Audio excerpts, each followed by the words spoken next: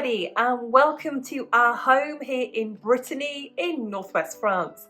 I'm Jane, my husband Mike is behind the camera, early retirees, debt and mortgage free, and living a thrifty and frugal life here in France. Now every Wednesday we open our home, invite you in for a cozy chat on the sofa, and we have a midweek money chat. So let's take a look at what we're going to talk about this week.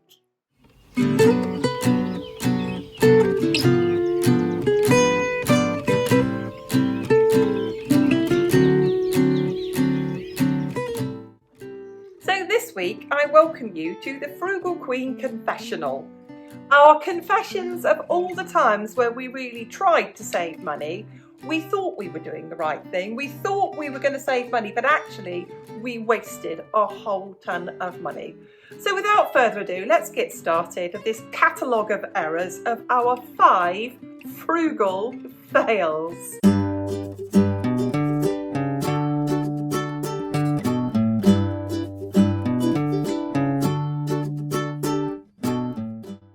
My first one in the confessional, forgive me because I have spent a lot of money and wasted it, was bulk purchases. Oh, where do we go with this? There was the time Mike and I were remembering when a brand of shampoo was on offer. It was so cheap that I think we bought about 15 of them. We realised it was made our head itch after about one wash, and it was just dreadful. We were washing the floor with it, we were washing the dishes with it, we were cleaning the house with it. We couldn't get rid of it, we couldn't give it away. And then there were times that we've done things like we've been on those short date food websites, and we've done these massive orders. Oh, and then they suck you in, don't they? And they'll say like, it's free delivery if you spend more than £50. So you buy £50 of total and utter crap. You've got lemonades and you've got custard powder and sweeties and cake, and it's a whole load of stuff that's going to make you just unhealthy. It's really not very good for you. None of it is stuff that you probably buy, but you just get sucked in, don't you? Learn from that one. And then you're in the supermarket and then there's the offers, aren't they? And you end up, with 25 bags of couscous. You end up with 47 tins of custard, 45 bottles of Persil washing liquid. And there was one time, I do remember this, was the banana body wash. I think we were washing with banana body wash for about 3 years. We were so sick of it. Now, I'm not saying that some of these bulk buys weren't a bargain. They were a bargain. Don't get me wrong, but we got absolutely sick and tired of them. I think we were remembering the time, Mike, weren't we? We bought something like 12 bottles of barbecue sauce. We don't ever eat barbecue sauce anymore. I think that 12 bottles of barbecue sauce completely put us off barbecue sauce. And it's always like, Czechoslovakian barbecue sauce with the English labels stuck on it and things like that. And you're not really sure what you're buying, but it seems so cheap. It's like 10 pence a bottle, so you kept buying it.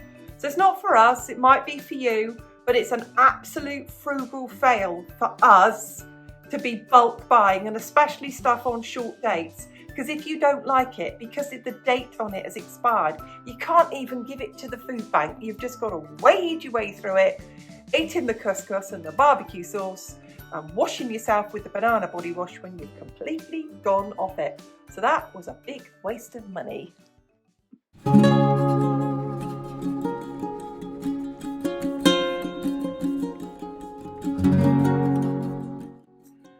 Oh, forgive me viewers, because I have spent, number 2 is charity shops and car boot sales.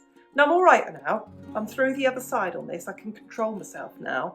But once upon a time, I was like Dale Winton in there in that supermarket suite, because it was so cheap. And I'd be whizzing around there with my money going, oh, this is nice, this is nice, this is lovely. And the other thing that I used to do that was a bad thing to do with it is I used to go with a friend and we used to egg each other on. Oh, look at this, do you like this? Oh, do you like this? And you know what they say, one man's junk can then come home with you and add to your junk. And we used to do that. We used to go on far-reaching trips to charity shops. We used to drive to Truro, we used to drive to Weybridge, we used to drive to Tavistock and Totnes to go on a trip to the charity shop. It always cost us more, petrol to get there, Parking in those posh places is always extortionate. And then we might buy a cup of coffee somewhere, or then it turned into something to eat. And then it would just turn into this expense. And then, where do you put all this stuff? And I ended up with cupboards full of clothes, some which I wore and some which I don't. Like I said, I'm through it now. I'm out the other side. I can now go into a charity shop or a car boot sale with a sense of restraint and going in there and buying what I need or what I want without feeling any compulsion to go and buy a load of stuff because it's cheap and it's lovely and oh, this is gorgeous. I don't know about you, but I'm over it now. I'm really over these charity shops now. Like I said, I treat them like I treat any shop. I'm going in with a list. I'm looking for what I'm looking for. And I'm not just buying tons of it. But oh my goodness me. Forgive me, viewers, because I have spent in the past far too much money in charity shops and in car boot sales. Because I thought to myself, it's cheap and it's a bargain.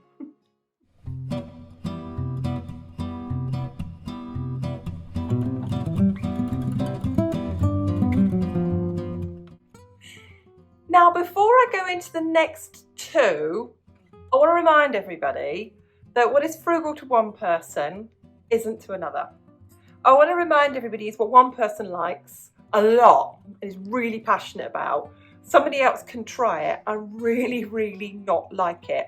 Somebody can try something and be really good at it and it can save them a load of money and they can get a massive pleasure out of it, and other people can try it and they can really, really fall out of love with it very, very quickly.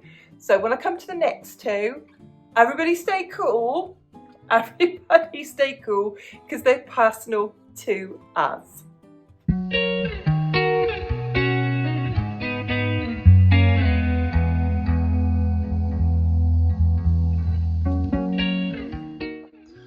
Now the next one I'm almost too ashamed to share with you, and it's camping. Now I know, because I've seen people do it, I've seen people love camping. They've really, really, really loved it. And if it's for you, brilliant. But we invested money in camping thinking we'd go very regularly, that we'd go farther afield, that we could have these regular trips away and go camping. We thought, oh, wouldn't this be marvellous? So we bought all the stuff, and it's not cheap, is it? Even though we bought some of it secondhand, by the time you buy the picnic table, the chairs, the camping stove, by the time you buy the air beds, the sleeping bags, the tent, the mats, all of that, it all adds up, doesn't it? And you think, well, this is a good investment into all of these holidays that we're going to have. And off we went on our camping holiday. I couldn't think of any experience that I've had in my entire life other than an episiotomy that I've hated more. I didn't like the toilets, the showers, the wet floors. I didn't like the rain, the cold, the noise, listening to the people on the next camping pitch bickering for 2 weeks, camping on this little itty bitty little, no, none of it, absolutely none of it. And to my shame, we came back from that camping trip and I sold the whole lot of it, the absolute whole lot of it. So that, in my attempt to think to myself, I'll save some money and I'll buy all this camping equipment, turned out to be the biggest waste of money because I really, really didn't like it.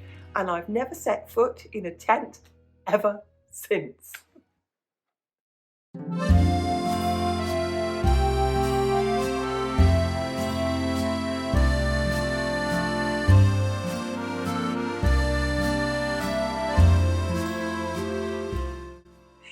Now the next one is a bit contentious and I'm going to brace myself for the responses to this because I know some of you who watch on a regular basis really do have green fingers and you're really good at it. I'm rubbish at gardening. I will admit to you I am rubbish at gardening, and Mike and I have had a good go at this in the past. We really have. But in particular, it's been vegetable gardening. We thought we would do this vegetable gardening to save a whole load of money. We tried it one year, everything died. We tried it again the next year. We bought a little one of those, we bought a greenhouse. We bought all the grow bags, we bought all the seeds and the plants and the pots and those potato sacks for growing potatoes in. And I think we probably spent a good few £100 to save money on about the £20 worth of vegetables that we grew. So for us, and don't forget, like I said earlier, it's personal to us. I think we're just so rubbish at it that it was just such a big waste of time and money and investment. And I know some of you watching are really, really good at it. And who knows, we may try it again in the future, but our attempt to save money did nothing more than cost us money.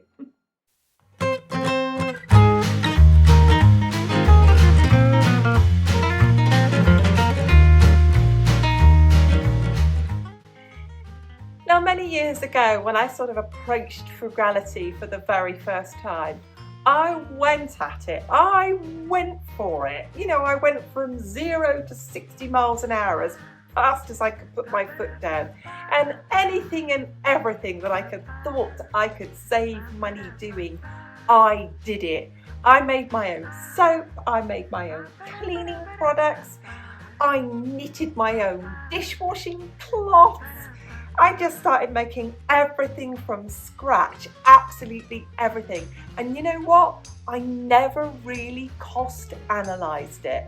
I never really looked into the fact that I was making soap and then making cleaning products, for example, and buying essential oils to scent these soaps and stuff like that, and doing all of those things where actually soap was really cheap, shampoo's really cheap, cleaning products are really cheap.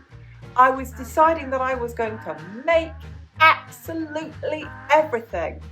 There's no way I could make something such as like jam or cookies or biscuits or cake as cheaply as often as I could buy them.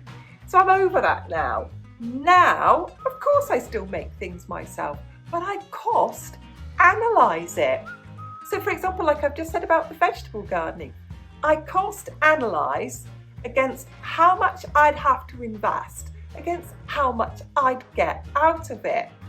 So therefore, there's many things now that people say, well, I make my own this and I make my own that. And well, I have in the past. But do you know what? It cost me way more than I ever saved. And now, just get the calculator out, do the cost analysis. If I can buy it cheaper than I can make it, I don't make it.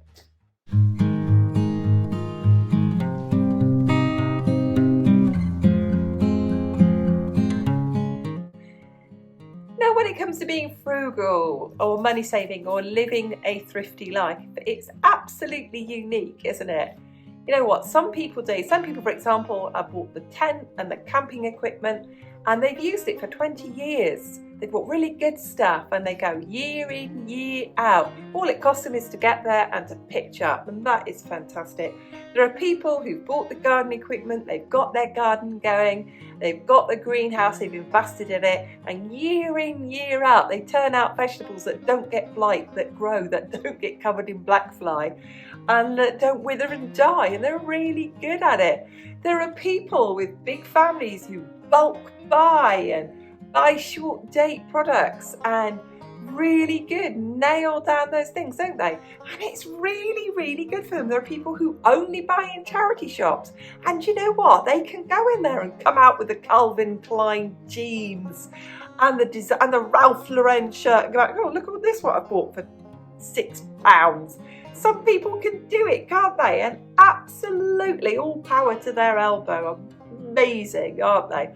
There are people who can and do make their own toiletries and shampoos, and they can do it because they don't buy the cheap products that I buy. I just buy the Lidl shower gel and the Lidl toilet cleaner and so on and so forth. So they don't buy what I buy, and they want to make the free range, organic, biodiverse toilet cleaner and things that they do. And that is absolutely cool. And as I always say, each to their own, and you do you.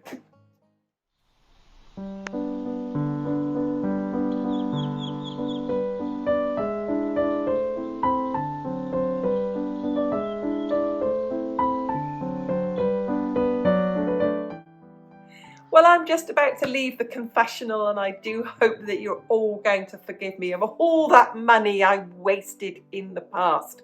It was a journey, wasn't it? The journey of frugality and money saving. I now know what saves me money, and I now know what doesn't save me money. If you found this video fun or interesting, go on, give it a like. If you're not a subscriber, come on, join in with it. Now, this is the fun bit. Share with us your frugal fails, because I'm sure we've all got them. Just leaves me to say, on behalf of Mike and I, thanks for watching. We'll see you again soon. Bye.